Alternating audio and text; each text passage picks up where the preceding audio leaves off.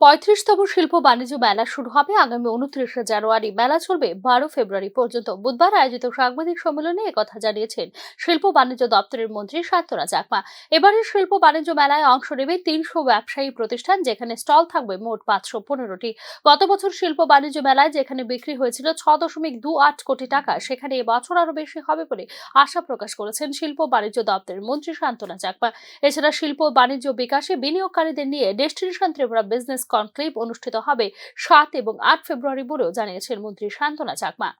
যে আমাদের এবারে শিল্প বাণিজ্য মেলা ৩৫তম মেলা, এই মেলা শুরু হবে হাপানিয়া, যে আমাদের আন্তর্জাতিক মেলা প্রাঙ্গণ রয়েছে সেই প্রাঙ্গণে ২৯শে জানুয়ারি শুরু হবে এবং সেটা সমাপ্তি হবে ১২ই ফেব্রুয়ারি ২০২৫ পর্যন্ত।